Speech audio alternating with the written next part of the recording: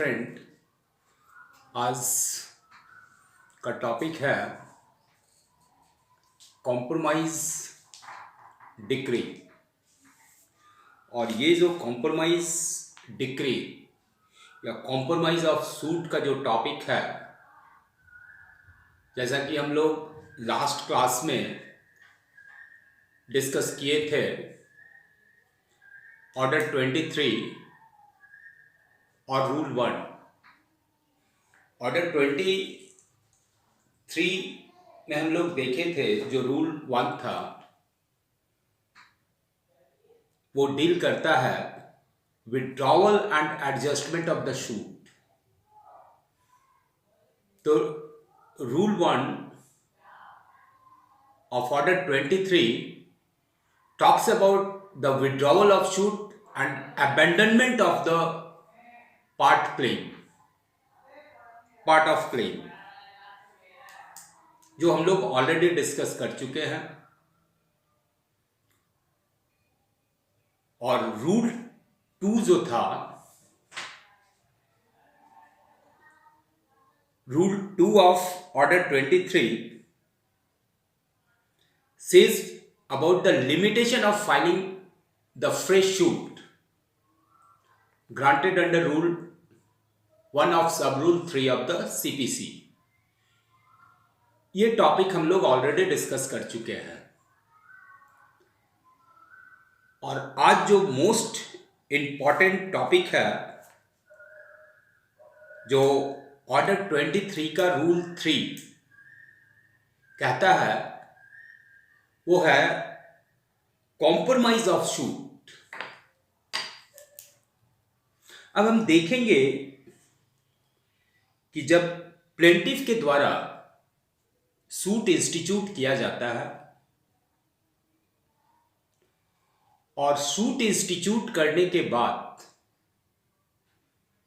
After issuance of notice to the defendant को notice issue करने के बाद and after appearance of the defendant in the court, क्या compromise या suit को कॉम्प्रोमाइज किया जा सकता है? अगर किया जा सकता है तो उसमें क्या कंडीशंस हैं, किस कंडीशंस पर कोर्ट परमिट करेगा शूट को कॉम्प्रोमाइज करने के लिए प्लेंटिफ और डिफेंडेंट को।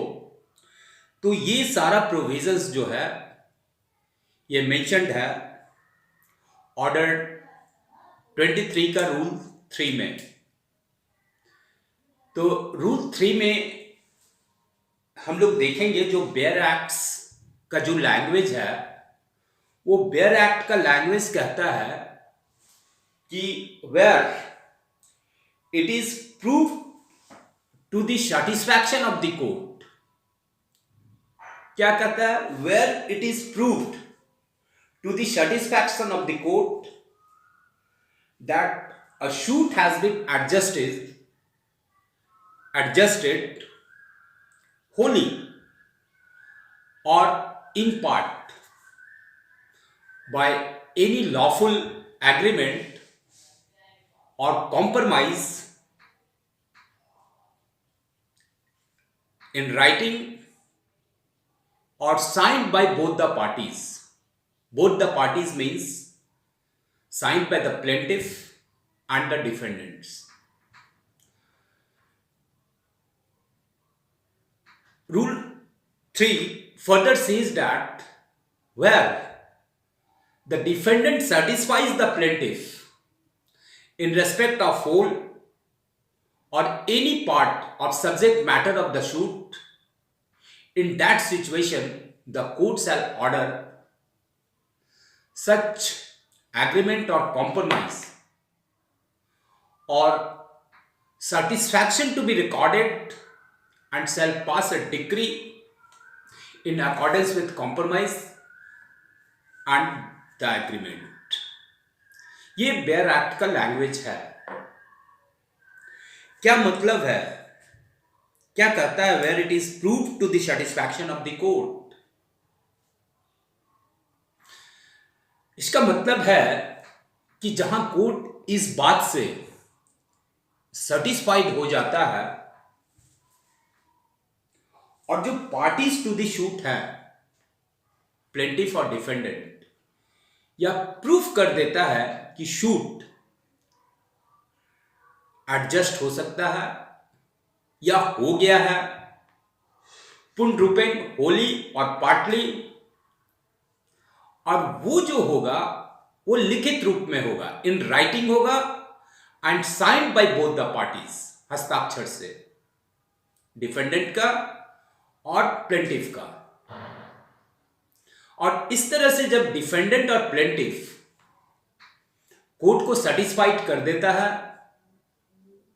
कि सूट पूर्ण रूप से और आंशिक रूप से एडजस्ट हो गया है, जो सब्जेक्ट मैटर ऑफ सूट है, उस सिचुएशन में कोर्ट सेटिस्फाइड होने के बाद एक ऑर्डर पास करेगा और कॉम्प्रोमाइज डिक्री, और जिसे कंसेंट डिक्री भी कहते हैं, कोर्ट के द्वारा पास किया जाएगा। यही रूल 3 कहता है। अब हम देखेंगे जो ये बेयर एक्ट में जो बातें कही गई हैं, जो कॉम्प्रोमाइज होगा, शूट में जो कॉम्प्रोमाइज किए जाएंगे प्लेंटिफ के द्वारा और डिफेंडेंट के द्वारा, उसका कंडीशन क्या है, कंडीशन ऑफ कॉम्प्रोमाइज क्या होगा। तो ये जब हम 3 पढ़े तो उसमें फर्स्ट क्या था, फर्स्ट कंडीशन क्या था, there must be an agreement और कॉम्प्रोमाइज, कि जब शूट का कॉम्प्रोमाइज होगा तो उसमें एक एग्रीमेंट होना चाहिए या कॉम्प्रोमाइज होना चाहिए। ये फर्स्ट कंडीशन है। दूसरा कंडीशन है कि जो एग्रीमेंट होगा और जो कॉम्प्रोमाइज तैयार किए जाएंगे, प्रिपेयर किए जाएंगे by both the parties, it must be in writing and signed by both the parties. दोनों पक्षकारों के द्वारा कॉम्प्रोमाइज में अथवा एग्रीमेंट में साइन किए जाएंगे, signed by both the parties. और जो थर्ड कंडीशन है, जो एग्रीमेंट बनेगा, जो कॉम्प्रोमाइज प्रिपेयर किया जाएगा by the parties, it must be lawful, lawful होना चाहिए। इसका मतलब हुआ कि जो एग्रीमेंट बनेंगे, जो कॉम्प्रोमाइज तैयार किया जाएगा, वह वॉइड या वॉइडेबल नहीं होना चाहिए according to the Indian Contract Act 1872। ये है। और जो अनदर कंडीशंस है, जो कंटेंट्स ऑफ द कॉम्प्रोमाइज, जो कंटेंट्स ऑफ द कॉम्प्रोमाइज होगा, उसको कोर्ट के द्वारा रिकॉर्ड किया जाएगा। The contents of the compromise must be recorded by the court and then finally consent decree और कॉम्प्रोमाइज डिक्री कोर्ट के द्वारा पास किए जाएंगे।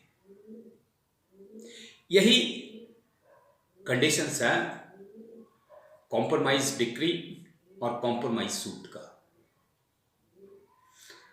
ये तो था रूल 3। अब रूल 3 में एक और रूल है, रूल 3A। और रूल 3A कहता है कि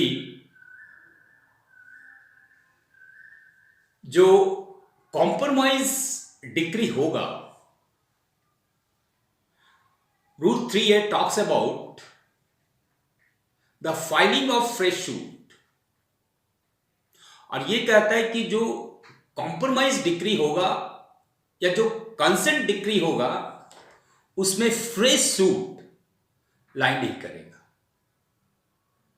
और साथ साथ जो कंसेंट डिक्री कोर्ट के द्वारा दिया जाएगा उसे हायर कोर्ट के द्वारा सेट असाइड नहीं किया जा सकता है।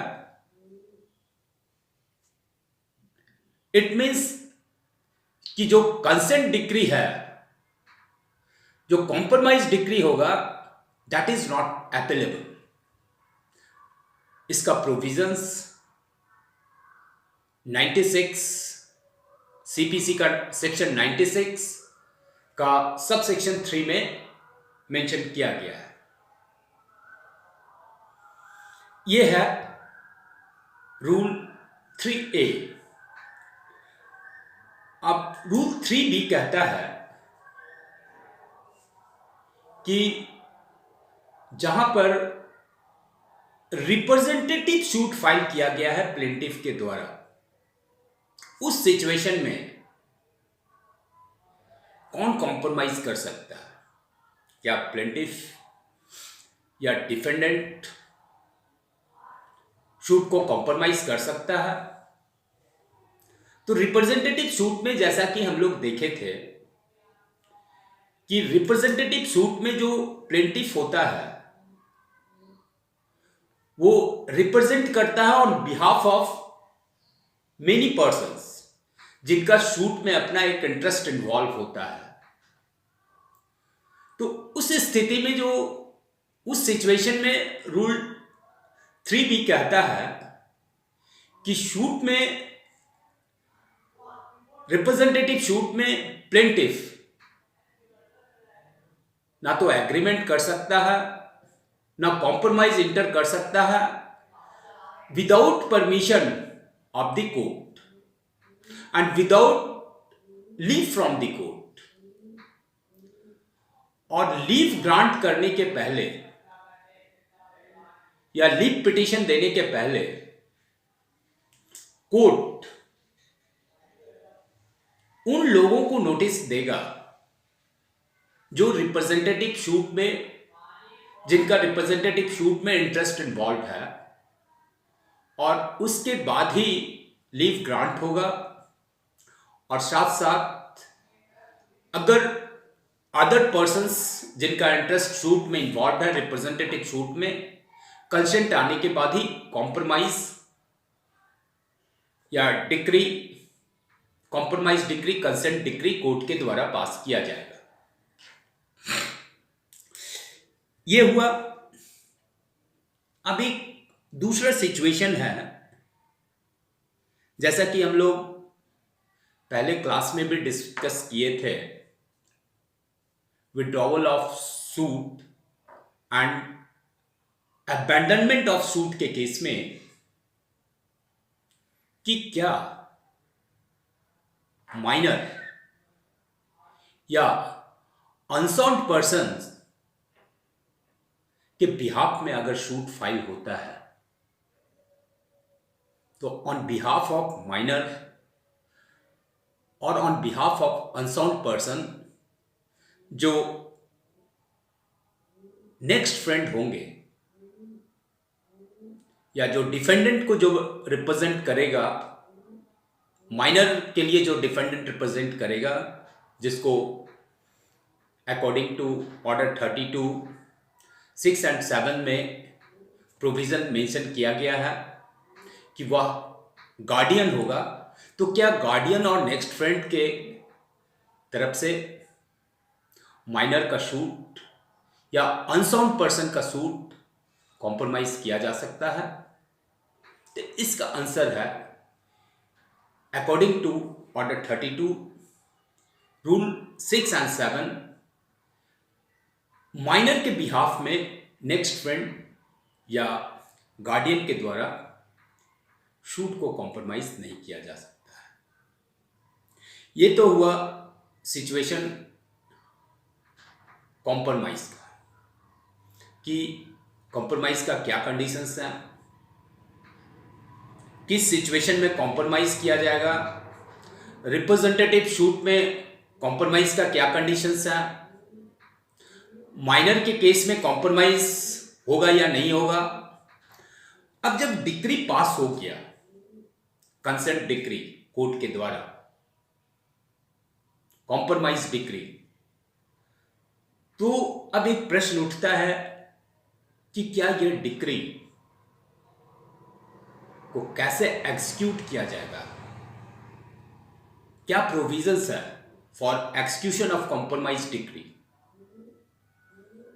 तो एक बात मैं बता दूं कि जो कंसेंट डिक्री का जो एक्सक्यूशन है वह वैसा ही होगा जैसा कि जनरल और ऑर्डिनरी डिक्री में एक्सक्यूशन होता है, जिसका प्रोविजंस ऑर्डर 21 में मेंशन है।